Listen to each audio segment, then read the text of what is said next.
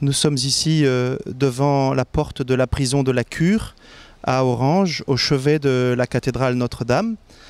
Dans cette prison, dans le sous-sol de cette maison, sont passées la très grande majorité des 32 bienheureuses martyrs. Notre paroisse fait mémoire des bienheureuses, d'abord parce que dans la cathédrale, il y a le tableau qui a été peint en 1925 à l'occasion de la béatification et qui montre à la fois le martyre et le triomphe des bienheureuses.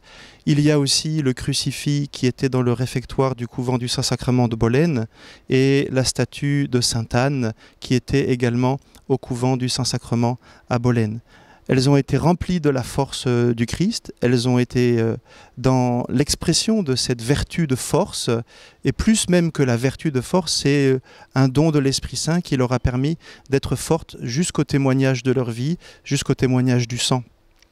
Nous avons aussi sur la paroisse et la commune d'Orange le champ de la Plane, qui est le lieu où avaient été enterrées toutes les victimes en fosse commune, et sur ce champ de Gabet il y a une chapelle qui est construite. Et là nous finissons aujourd'hui, en ce 9 juillet, la neuvaine que nous faisons chaque année, et c'est donc les paroissiens qui peuvent trouver là l'occasion d'une prière, l'occasion d'une intercession, l'occasion d'une louange, demander et obtenir des grâces de la part du ciel par l'intercession des bienheureuses. Les martyrs qui ont donné leur vie pour le Christ ici à Orange, eh bien, elles ont pour mission de nous préparer nous aussi à pouvoir témoigner, comme ce nous sera demandé aux uns et aux autres, dans l'Église de la terre d'aujourd'hui, et qu'on puisse prendre notre place.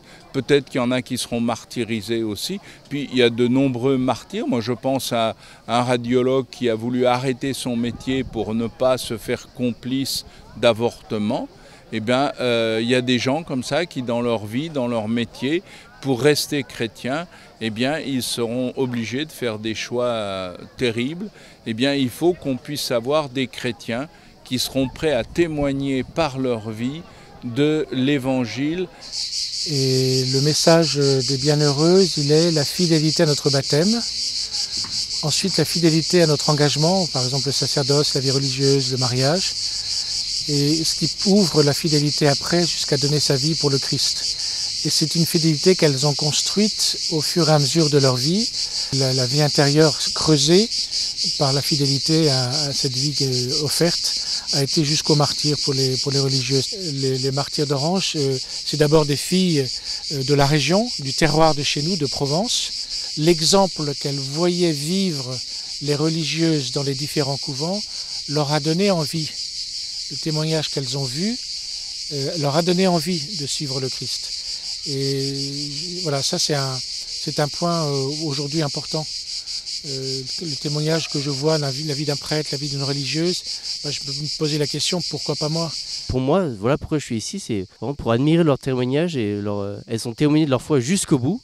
Elles auraient pu s'enfuir, elles auraient pu tout renoncer, abandonner tout, mais elles ont renouvelé leur choix de suivre Jésus. Et c'est pour ça, je pense, je les admire pour ça, et j'aimerais pouvoir suivre leur exemple dans ce qu'ils ont fait. Ils ont choisi Dieu, mais jusqu'au bout.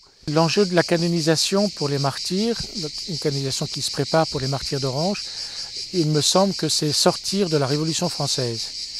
On est encore dans un moment où on est empêtré, enlisé, embourbé dans des relents moribonds de la Révolution, et on ne sait pas comment, quel avenir, quoi proposer aux jeunes, quel avenir leur construire, leur proposer, et sortir de l'impasse. Les religieuses martyrs d'Orange seraient le premier groupe dès la Révolution française à être canonisé. Donc c'est un événement qui est considérable, avec des retombées considérables pour la France. Et c'est, je pense, la manière d'apporter la lumière et ouvrir une voie audacieuse, et ne pas rester les yeux figés il y a 200 ans, une voie audacieuse avec ce trésor de martyrs des bienheureuses pour nos jeunes d'aujourd'hui, pour nos familles d'aujourd'hui. Et les bienheureuses martyrs ont cet ADN en elles qu'elles nous laissent décrire l'histoire. Justement, les martyrs ne subissent pas. Les martyrs écrivent l'histoire. La chapelle du Saint-Sacrement est un des lieux de Bolène où les religieuses ont vécu. 13 religieuses du Saint-Sacrement, du couvent du Saint-Sacrement, ont été martyrs à la Révolution. Et puis d'autres martyrs dans la chapelle des Ursulines, le couvent des Ursulines qui aujourd'hui est l'hôpital de Bolène. Mais le point central, c'est quand même ici où leur corps est là. Enfin, c'est un lieu saint et on foule une terre sainte.